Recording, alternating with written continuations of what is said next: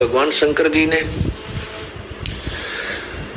यही समाधान ढूंढा कि पार्वती ने मेरे को धोखा दिया और मैं पार्वती पर अटूट विश्वास करता था कि मेरी प्रिय है, झूठ नहीं, कोई भी छल नहीं करेगी। इसने भी छल कर दिया, इसलिए उसने सोचा कि मैं अपने काम वासना को नष्ट करूं।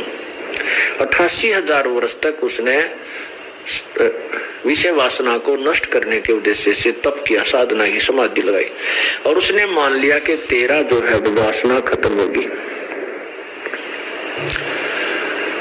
अब वो खूब घूमता फिरता है, मस्त हो गया कि तेरे ऊपर कोई असर नहीं होना, ना विषय वासना प्रभावित होगी, ना स्त्री की आवश्यकता पड़ेगी, वो शादी करवाऊंगा को नहीं।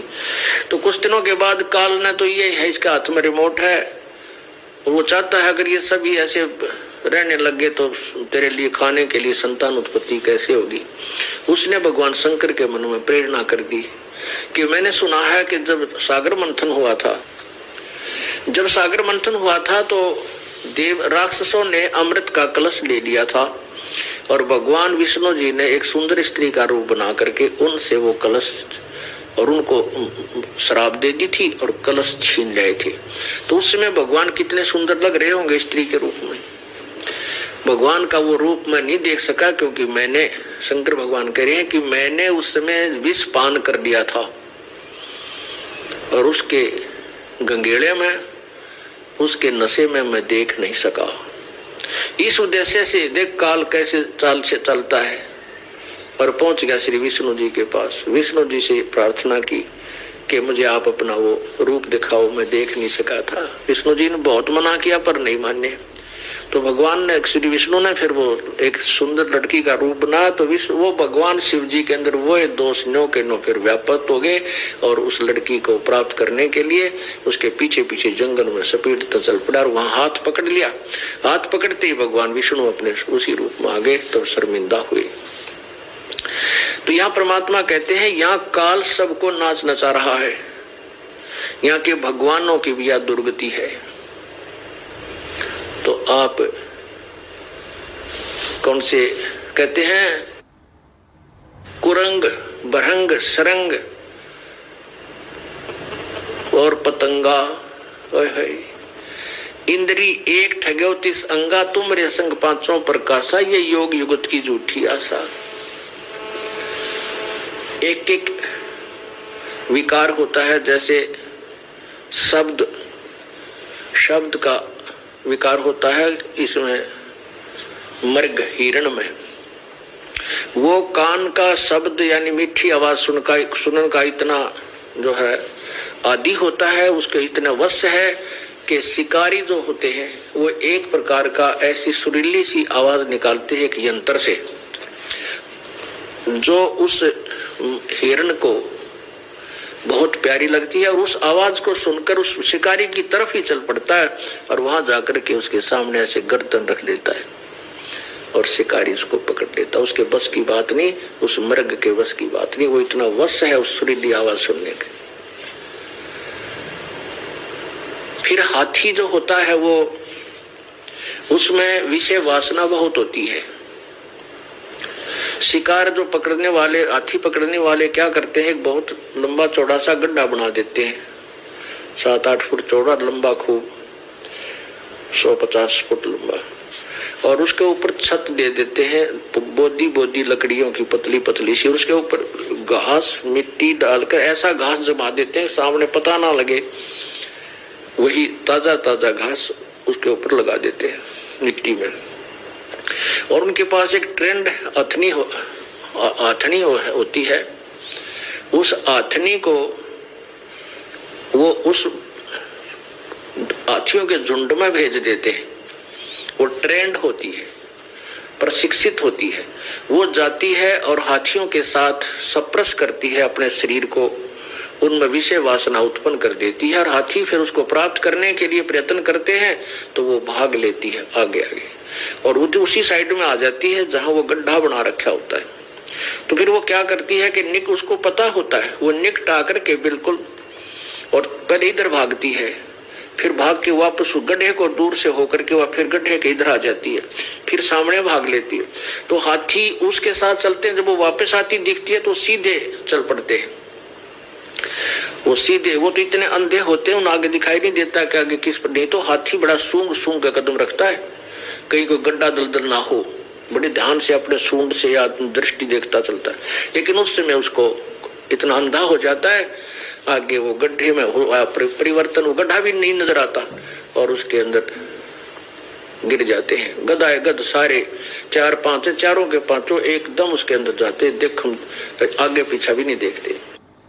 तो फिर वो उनको उसके अंदर रखते हैं 1 दिन 2 दिन, वो खूब चिंगाड़ मार मार कर निढाल हो जाते हैं, फिर उनके ऊपर कूद करके उनको अंकुश से सेट करते हैं। बाकी हाथी भाग जाते हैं, जब पता लगता है इनके ऊपर आपत्ति आ गई है।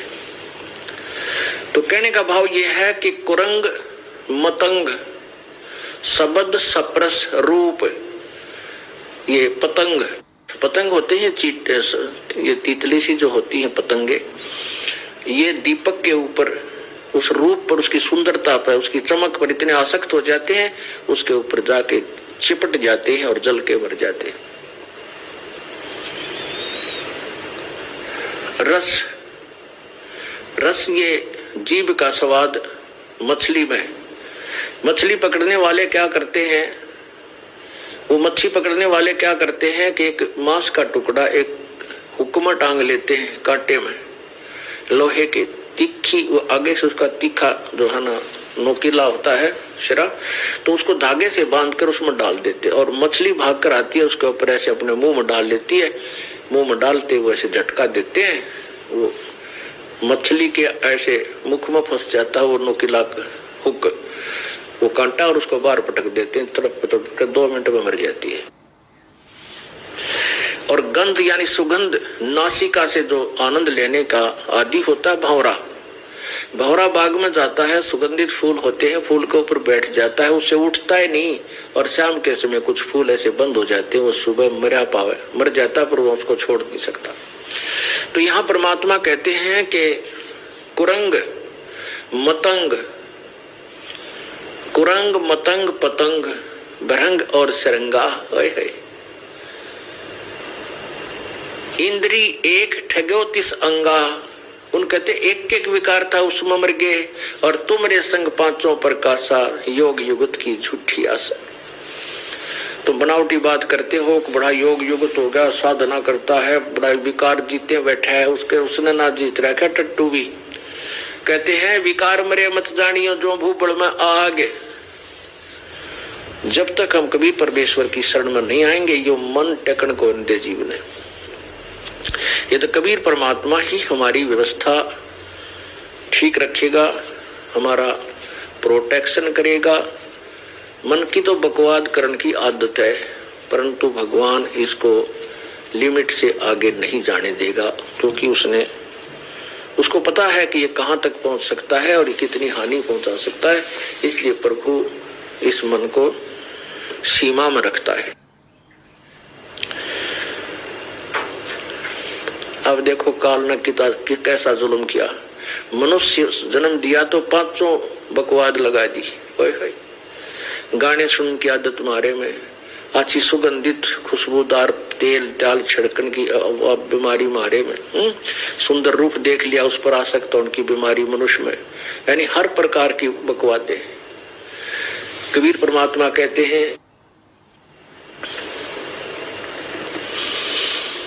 कबीर कुत्ता 30 दिन रुत पे रह उजास, कामी नरकुता सही ये 6 ऋतु 12 मास। परमात्मा ने मनुष्य को कुत्ते से भी बदतर जीव बताया है। कहते हैं कुत्ता तो 30 दिन ऋतु के ऊपर ही उसके अंदर उत्तेजना होती है विकारों की, और कहते कामी नरकुता से 6 ऋतु 12 मास, इस मनुष्य के अंदर ये भी विकार कोई समय ही नहीं दिया। तो परमात्मा कहते हैं कि इतने विकार, इतना आपके ऊपर काल ने जाल फैला रखा है, तुम समझते नहीं। ये काल का एक सुनियोजित षड्यंत्र है, कबीर परमात्मा ने आकर के हमें बताया है। अब उन्होंने बता भी दिया है और हमें हमारा सहयोग नहीं देंगे तो हम यूजलेस हैं। जिससे ज्ञान भी हो जाए हम कुछ नहीं कर सकते, ना किसी विकार को कंट्रोल कर सकते जब तक परमात्मा की मदद, उसका अंकुश इस मन के ऊपर नहीं रहेगा। अंकुश रहेगा, उसकी मर्यादा में रहेंगे, इस नाम का जाप करेंगे, सुबह शाम दोपहर की सब अपनी क्रियाएं करेंगे और नेक नीति से रहेंगे तो परमात्मा इस काल के जाल से हमें बचाएगा। तो क्या बताते हैं भाई, साच कहूं तो जग ना माने या झूठ कही ना जाई हो। साच कहूं तो जग ना माने या झूठ कही ना जाई हो। ब्रह्मा विष्णु ये शिव जी दुखिया जिन ये राह चलाई हो, जिन ये राह चलाई हो। अब ब्रह्मा दुखी, विष्णु दुखी, शिव जी दुखी। अब भगवान विष्णु के अवतार श्री राम और कृष्ण आए थे, उनका जीवन देख लो, जब एक दिन भी सुख का सांस उनको लिया उन्होंने प्राप्त किया हो। तो भगवान श्री रामचंद्र जी को वनवास हुआ, शादी हुई, शादी होते वनवास हुआ और वनवास में सीता का अपहरण हुआ और जब ना जाने कितने सेना मरी, बहुत दिन तक संघर्ष रहा, हाहाकार मचा रहा, सीता के वियोग में विलाप श्री रामचंद्र जी का।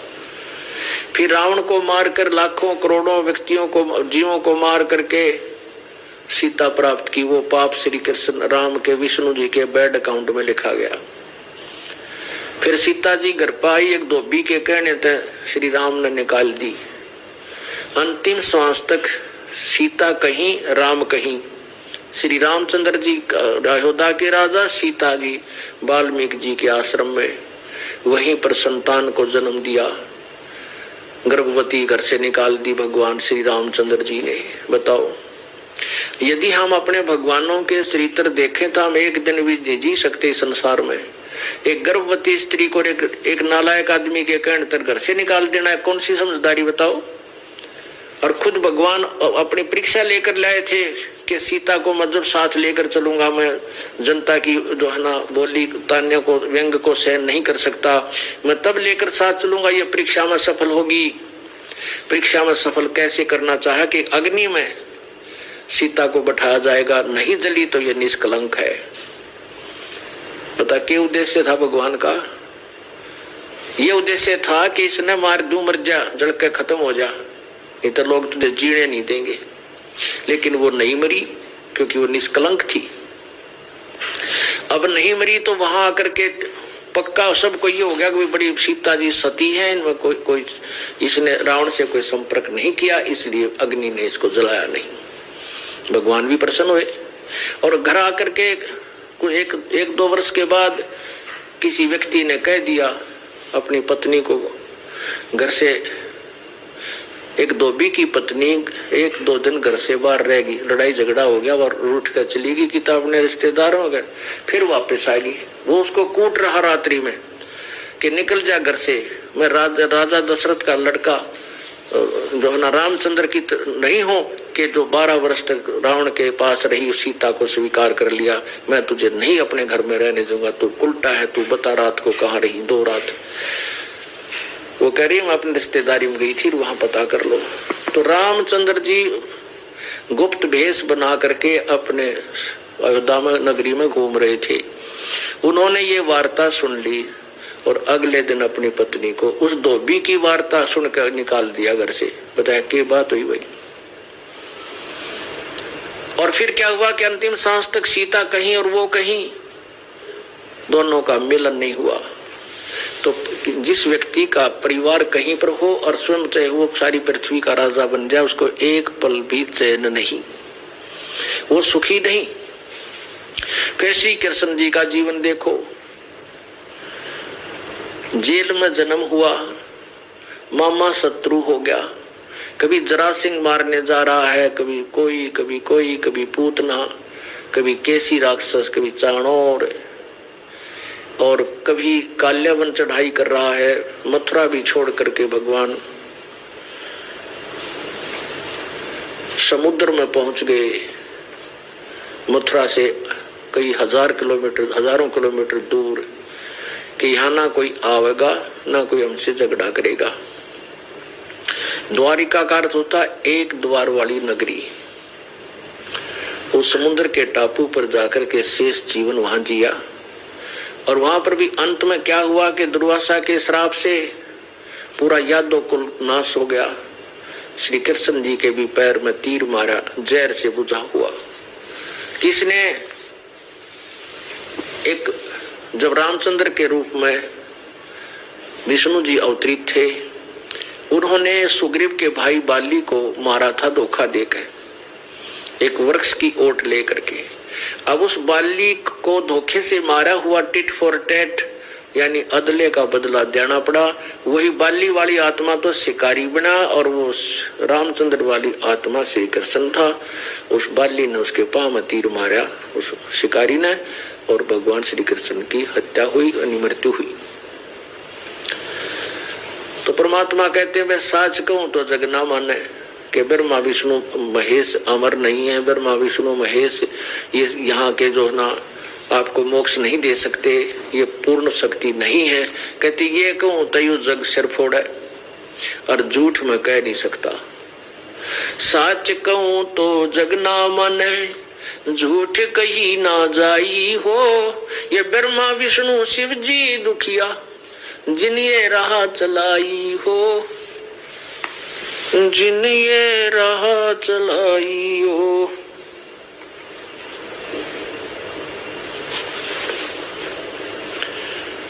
अब ब्रह्मा विष्णु तीनों ये भी महादुखी हैं, जिन्होंने ये काल की व्यवस्था बनाई हुई है। ब्रह्मा जी शरीर जीवों की उत्पत्ति करवाता है, और विष्णु जी यहाँ मोह ममता एक दूसरे में डाल कर सतिथि रखता है, और शंकर जी संहार करके अपने पिता के पास 1 लाख प्राणियों को नित्य भेज देता है।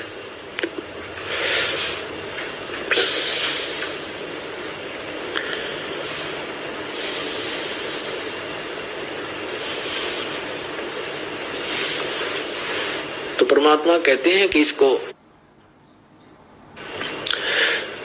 गरीबदास साहिब जी कहते हैं, कबीर जी बताते हैं कि हमारा ज्ञान किने ना सुनिया, और ये पर भी लेत जात है दुनिया। हमारे ज्ञान को कोई नहीं सुनना चाहता, और कोई इसको बता दे कि वहां पर भी लगेगी, और वहां पहुंच जाता है उस जोड़ में स्नान करने के लिए, तालाब में नहाने के लिए, और हमारी बात पर विश्वास नहीं करता हम जो ज्ञान बताते हैं। इसलिए कहते हैं संसारी दी गल्ला चिन्ह, नहीं बूझे शब्द जो गहरे नू।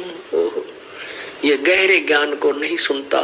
ये जो वचन हम बोलते हैं, शब्द हम बोलते हैं, गहरा अच्छी तत्व ज्ञान सुनाते हैं, इसको नहीं सुनता, और संसारिक लोगों की बातों को तुरंत मान लेता है। मुर्दों से ती प्रीत लगावे, ना जाने सतगुरु मेरे नू। जैसे क्या पूजाएं देखी हमने, कोई कहता है हम बाबा हरिदास जी की पूजा करते हैं, कोई कहते हैं हम बाबा गरीबदास की पूजा करते हैं, कोई किसी खेड़े वाले बाबा की, कोई गांव में जोड़ वाले बाबा की, कोई किसी की पूजा करते हैं, जबकि वहां कोई बाबा नहीं, वो तो जा चुके महापुरुष। उनकी जब कोई संत किसी गांव नगर में रहता था, किसी तालाब पर या कहीं पर भी, तो वो उस समय कुछ भक्ति युक्त था, कुछ पूर्व जन्म की भक्ति थी, कुछ वर्तमान में तप ताप करके सिद्धियां प्राप्त कर लेते हैं। उसके आधार पर वो किसी गांव में 2-4 व्यक्तियों को अपनी जेब से लाभ दे देता है, और वो फिर मृत्यु को प्राप्त हो जाता है, फिर उसके अनुयायी बन जाते हैं। उसकी मृत्यु के उपरांत वहां उनके शरीर का अंतिम संस्कार करके वहां एक यादगार बना देते हैं, और फिर उस यादगार उस मणि को फिर प्रणाम करने लग जाते हैं। उसी पर दूध चढ़ावे, उसी पर सब कुछ पूजा चढ़ावे, उस पर सारा कुछ उसी की पूजा करने लग जाते हैं। अब परमात्मा कहते हैं कि मुर्दों से ती प्रीत लगावे, वो मर चुके हैं, उन मरे हुओं से मांग करते हैं और ना जाने सतगुरु मेरे नु। अब जो वर्तमान में संत सतगुरु पूर्ण संत है तत्वदर्शी, उस जीवित सतगुरु से बात नहीं करते। पुण्यात्माओं जो हम पूजाएं करते थे, ईब हंसी आवा शर्म सी आवा में क्या पूजा करते थे। जैसे हम बाबा श्याम जी की पूजा करते थे, और एक यहाँ पर दोरड गांव है जुलाने के पास, उस दोरड गांव में हमारी पूजा थी और हम जाने लगे उस समय। अब तो वहाँ कुछ बड़ा बना दिया वो मंदिर को, जनसंख्या बढ़ती जा रही है, परंपरागत वहाँ डले डोन बहुत गणे जाते हैं। तो उस समय क्या था, जब ये दास जाया करता था, चौथी पांचवी छठी में पढ़ते थे, तो वहाँ क्या था कि एक 1.5-2 फुट की तो 4 दीवारी थी और वो मेरे ख्याल में 300 फुट का एक प्लॉट था जोड़ के ऊपर, और उसके बीच में एक मेरे ख्याल में 4 फुट ऊंचा, मतलब टोटली उसकी ऊपरली टॉप भी 5 फुट की होगी गणित गणी, और नीचे उसमें इतना था कि 2.5 फुट की अंदर सा गुम्बद सा, और उसका 2 फुट का गेट, ना उसका दरवाजा। और वहां जाते थे, कोई गुड़ चढ़ा देता, कोई दाने डाल देता, एक जोत ले जाते आली सूखी करके वह ला देते कि तुम तो लाते लाते वह बुझ लेती। एक बार हमारे साथ क्या हुआ कि हम धोखा लग गया, 2 द्वादश बना दी, द्वादशी की पूजा थी और हमने वो पूजा करके फिर स्कूल में आना था, तो जल्दी चले गए तो वहां कोई नहीं, और हम उस पहुंचे उस देवता के द्वार पे, उसमें कुत्ता बैठा, पहले उन्हें घर देख कर हमारी तरफ, हम डर गए, उल्टे हो गए, फिर वो हमारे डर है, वो निकल के भाग गया। हम उन्हें पूजा करके आएंगे और तेरा गजब हुई, उसका वहां बैठा कुत्ता देवता। तो ऐसी पूजाएं हम करते थे। कहते संसारी दी गल्ला चिन्ह नहीं बुझे शब्द जुगैरे नू, ये मर्दों से ती प्रीत लगावे न जाने सतगुरु मेरे नू। अब जैसे किसी गांव में कोई वैद्य रहता हो, डॉक्टर है, और अच्छा वैद्य है, दवाई देता है, रोग नाश कर देता है, सुप्रसिद्ध हो गया, और फिर उसकी मृत्यु हो जाती है। मृत्यु को उपरांत उसका अंतिम संस्कार करके वहां कोई यादगार बना दी जाए, और फिर वो रोगी वहां जाए और उस डॉक्टर से अर्ज करें, उस मरे हुए उस मंडी का ऊपर, कि मेरा रोग काट दो, मेरी बीमारी दूर कर दो। क्या वो मरा हुआ वैद्य दवाई बता देगा? कभी नहीं। वैसा ही वैद्य ढूंढना पड़ेगा जो जीवित हो और सब रोग के लक्षण देखकर बताओ और आपको दवाई देकर आपको स्वस्थ कर सके। ऐसे ही जो संत चले गए, जितने भी सतर के उनके पास कोई शक्ति भक्ति थी, वो तो चले गए, वहां है नहीं।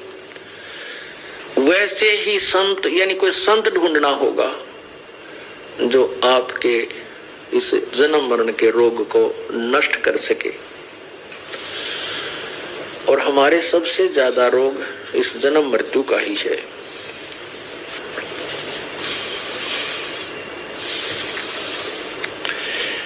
अब क्या बताते हैं, ये आत्मा रोती है और कहती है, मैं तो दे दिए बालम याणे नु, मैं तो दे दिए बालम याणे नु, मैं तो दे दिए बालम याणे नु, मैं तो दे दिए बालम याणे नु।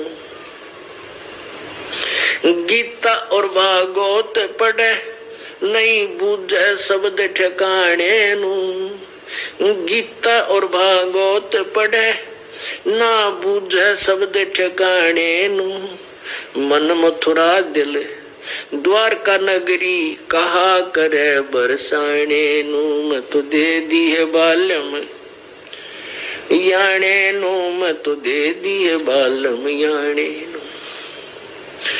जब फुरमान धनी का आया को रख घर जाने नु, जब फुरमान धनी का आया, को रख घर जाने नू, जा सतगुरु का सरना लीजे, मिटे जम तलबाने नू। मैं तो दे दी है बालम याने नू, मैं तो दे दी है बालम याने नू, मैं तो दे दी है बालम याने नू, मैं तो दे दी है बालम याने नू। गीता और भागवत पढ़े नहीं बूझे शब्द ठिकाने नू, गीता और भागवत पढ़े नहीं बूझे शब्द ठिकाने नू। मैं तो दे दी है बालम याने नू, मैं तो दे दी है बालम याने नू। उत्तर दक्षिण पूर्व पश्चिम ये फिरता दाने दाने नू, उत्तर दक्षिण पूर्व पश्चिम ये फिरता दाने दाने नू। ये सर्व कला सतगुरु साहेब की हरि आए हरियाणे नू। मैं तो दे दी है बालम याने नू, मैं तो दे दी है बालम याने नू, मैं तो दे दी है बालम। जम किंकर का राज कठिन है, नहीं छोड़ राजा राणे नू। जम किंकर का राज कठिन है, नहीं छोड़ राजा राणे नू। या दुनिया दा जीवन झूठा, ये भूल गए मर जाने नू। मैं तो दे दी है बालम याने नू, मैं तो दे दी है बालम याने नू। शील संतोष विवेक विचारो, ये दूर करो जुल्माने नू। शील संतोष विवेक विचारो, दूर करो जुल्माने नू। ज्ञान दराज ध्यान की तुरिया, कोई जाने पान ईसाने नू। मैं तो दे दी है बालम याने नू, मैं तो दे दी है बालम याने नू, मैं तो दे दी है बालम याने नू। मैं तो महल कपट सतगुरु ने खोले, अमी महार सिखाने नू। महल कपट सतगुरु ने खोले, अमी महार सिखाने नू। गरीब दास सुन भार उड़ावे, गगन मंडल रम जाने नू। मैं तो दे दी है बालम याने नू, मैं तो दे दी है बालम याने नू, मैं तो दे दी है बालम। महल कपट सतगुरु ने खोले, अमी महार सिखाने नू। महल कपट सतगुरु ने खोले, अमी महार सिखाने नू। गरीब दास सुन भंवर उड़ावे, गरीब दास सुन भंवर उड़ावे, गगन मंडल रम जाने नू। मैं तो दे दी है बालम याने नू, मैं तो दे दी है बालम याने नू। अब क्या बता रहे हैं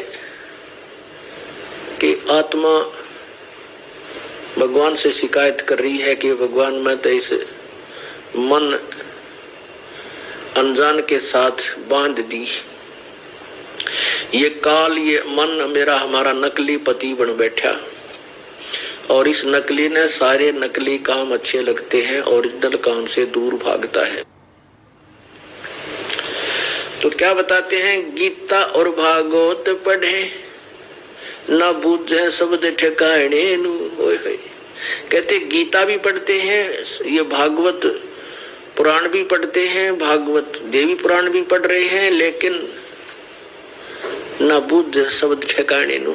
जैसे गीता जी अध्याय नंबर 25 से लेकर 34 तक स्पष्ट किया है कि कोई तो साधना ऐसी करता है, कोई ऐसे करता है, कोई देवताओं की पूजा करता है, कोई योग को से ही अपना संतुष्ट है, कोई हवन करता है, कोई प्राणायाम आदि करके ही अपनी मोक्ष मानता है। ये सभी क्रियाओं को पाप नाशक मानते हैं, जानकर कर रहे हैं। लेकिन परमात्मा के द्वारा गीता जी अध्याय नंबर 4 के श्लोक 32 में स्पष्ट किया है कि उस परमात्मा ने जो अपने मुख्य संपूर्ण परमात्मा ने, सच्चिदानंद परमात्मा ने अपने मुख कमल से जो अपना मुख्य ज्ञान यानी तत्व ज्ञान में जो वर्णन किया है उसमें बहुत विस्तार से दिया है कि ये ना करने की, ये इनसे कोई लाभ नहीं होने का। और उस ज्ञान को तू तत्वदर्शी ऋषियों के संतों के पास जाकर सुन और उनसे अपना मोक्ष प्राप्ति का मार्ग पूछ। तो कहते हैं गीता जी पढ़ते हैं पर इस श्लोक के ऊपर ध्यान नहीं देते, उस ना बूझ शब्द ठिकाने नु, उस वास्तविक मार्ग को, उस ज्ञान को, उस मंत्र को नहीं टटोलते, ना बूझते, ढूंढते नहीं कि ये कहां से, ये गीता में जो ज्ञान दिया है कि उस संत को की खोज करो। इसे सिद्ध हुआ कि गीता जी का ज्ञान इनकम्प्लीट है, इसे मोक्ष हो ही नहीं सकता। और फिर भी इसी के ऊपर चिपके रहे हम।